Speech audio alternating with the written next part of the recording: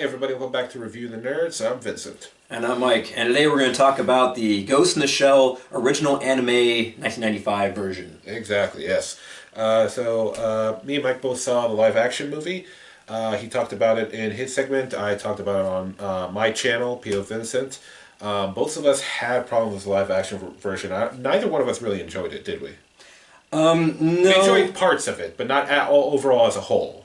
I mean, it was kind of just generic. There was nothing really that stood out about it. It felt like RoboCop married Blade Runner and pooped this out, kind of. Scarlett Johansson was hot, and, you know, there was certain elements I liked here and there, but I mean, in general, I thought it was kind of a dud overall. Yeah. So, I had not seen the original Ghost in the Shell in many years, and Mike has never seen it. So, Mike, asked, hey, let's go take a look at it and see what we think of it. Also, it was recommended to us in the comments section by one of our viewers, yes. So we decided to oblige.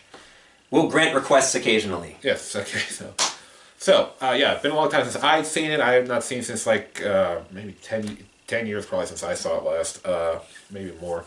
And Mike, so it's the first time seeing this movie, as someone who's really not, like, I'm an anime guy, Mike really isn't. What initial thoughts? Stylistically, visually, atmosphere, tonally, all those things I thought were unique and good. I thought there was issues with the story and the characters' motivations. Some of the dialogue was really heavy-handed, spoon-fed. It's basically like the what not to do in writing a screenplay type dialogue sometimes. Like, there's this one sequence with Major and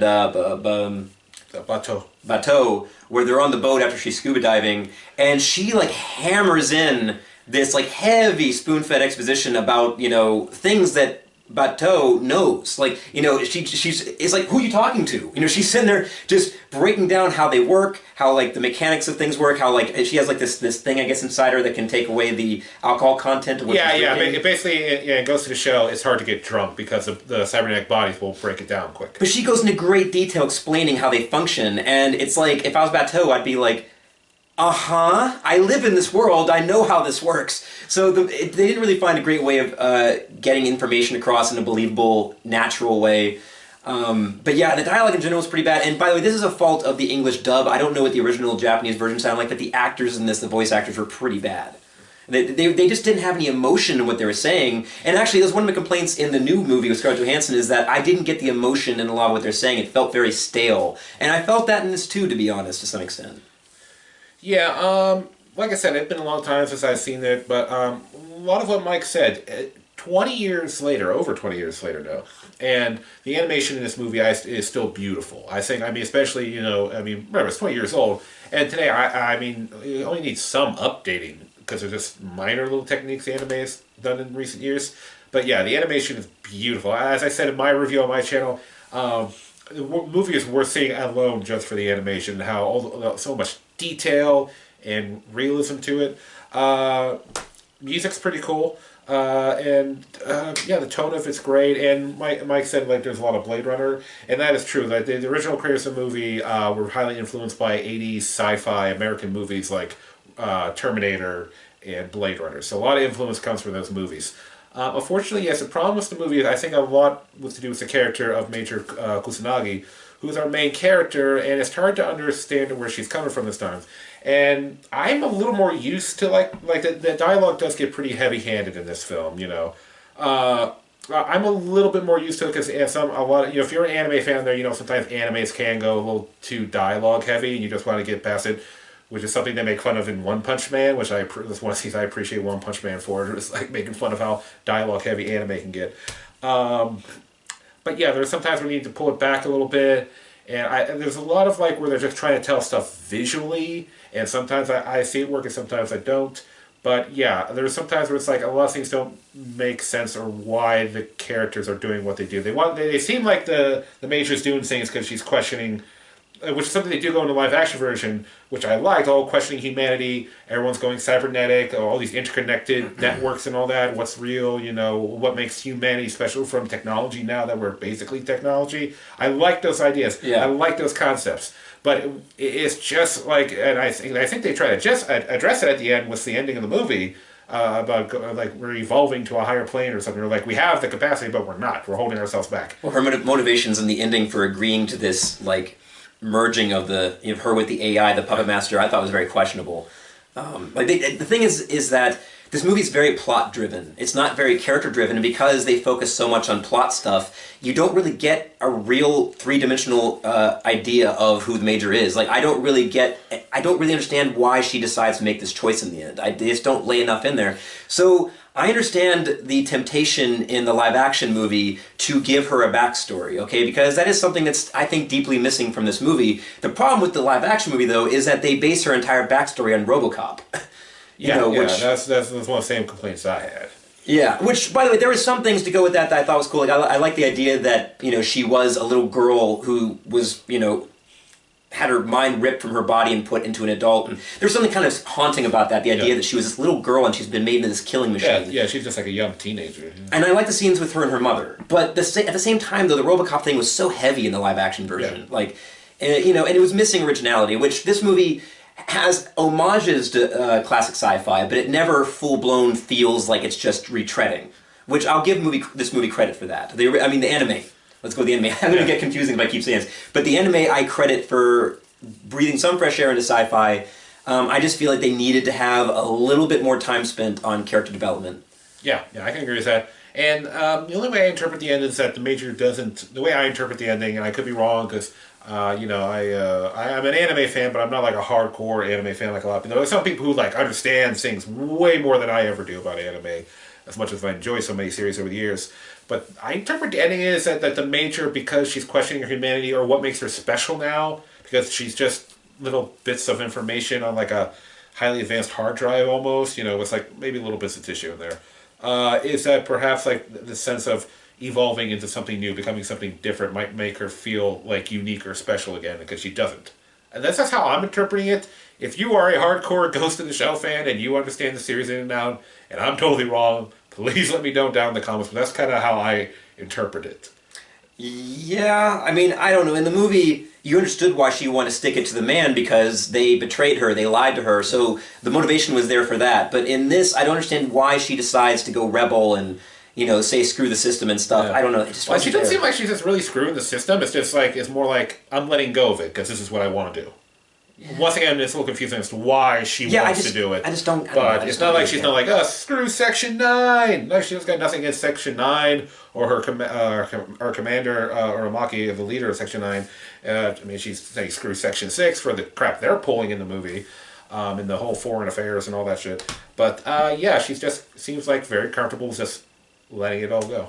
And does she get her adult body back in the series? Like you said, there's a TV series, right? Yeah, there was Standalone Complex, the anime series, which I would watch late at night on. It was probably Adult Swim, not Toonami. It was probably Adult Swim at the time. The anime series is actually a remake.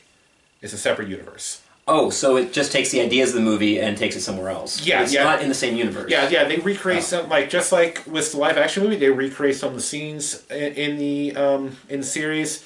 Sometimes big scenes, sometimes little scenes. Like there's that little scene in the original live action movie where she's talking to Togasa and he's got his revolver and he's asking, so why did you guys bring me into Section 9? I was just a cop. They redo that scene in the anime, but it only ran for 2 seasons. I know a lot of people were disappointed in it because I remember back when I watched it, I liked it, and I was hoping for a 3rd season, never got around to it.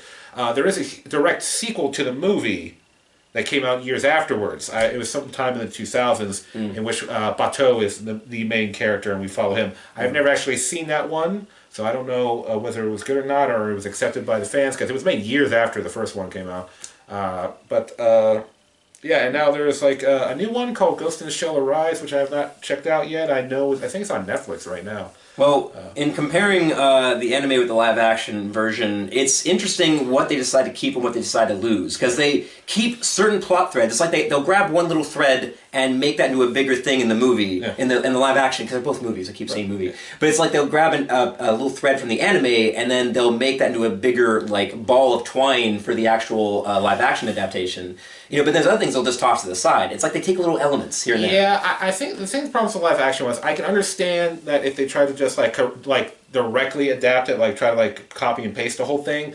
how, I mean, we're confused. And I can see, like, general audiences being completely confused about what the hell just happened in the movie. So I understand they're having to, like, I don't want to say dumb it down, but, like, not make it as convoluted or complicated. Yeah, well, they also want to add the human element to make it like a human-driven, emotional story. But... Yeah, exactly. But I think in some ways they kind of dumbed it. Once again, they dumbed it down in the live-action version too much. And once again, I really would have liked to see them explore that part of the whole questioning humanity. Am I still human? You know, which is they cover in RoboCop. So I'm guessing maybe that line of thinking was what led them to start copying the RoboCop. Yeah. And then that's the wrong line you went down to. Yeah. It's more, there should have been more about like her life through some journey in the movie, figuring out by the end, yes, I'm still human. Yes, I still have a soul. I still have my ghost is my soul, or something like that. But like, you know, she has to have a reason more than, you know, well, I was a teenage girl. Well, I would say the tone of the anime was not completely captured in the live action version. In the end of the day, I think I respect the anime more, of course, because it came first. It kind of twisted the genre a little bit. It added some fresh ideas into sci-fi. The movie is pretty much just like a collection of previously used ideas, so the movie is not that original. No. So I would award the anime as being the superior of the two, but I do think the anime is missing that emotional human drive. Yeah. You know, that character development where you really understand why everyone's doing everything.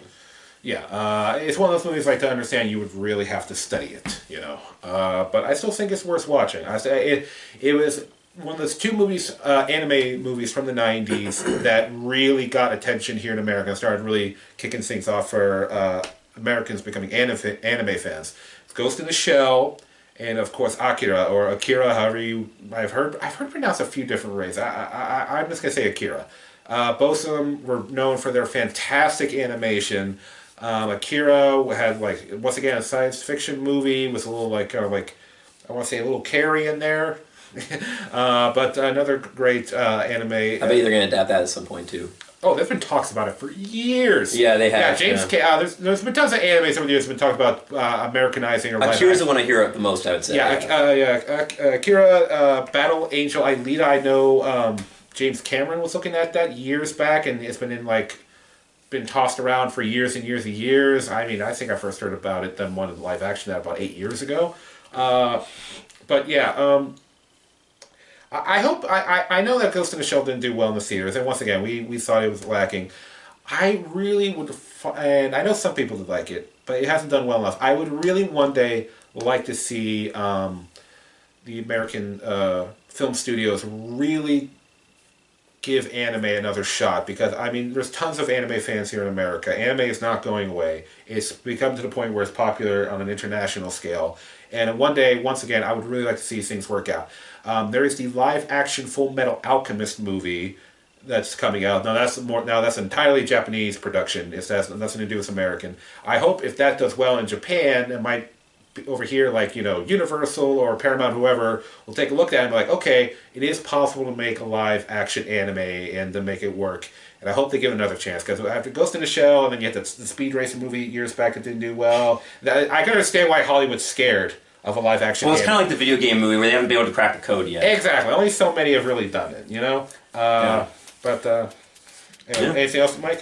No, I'm good. I mean, you know, like I said, if you had to watch one or the other, I'd go with the anime, but, like, yeah. Okay, well, anyway, guys, I hope you enjoyed the video. Please let us know what you're thinking down in the comments. We always like to hear from you, and give us a like, and please subscribe to the channel. But until next time, I'm Vincent. And I'm Mike. This has been Review of the Nerds. Catch you next time.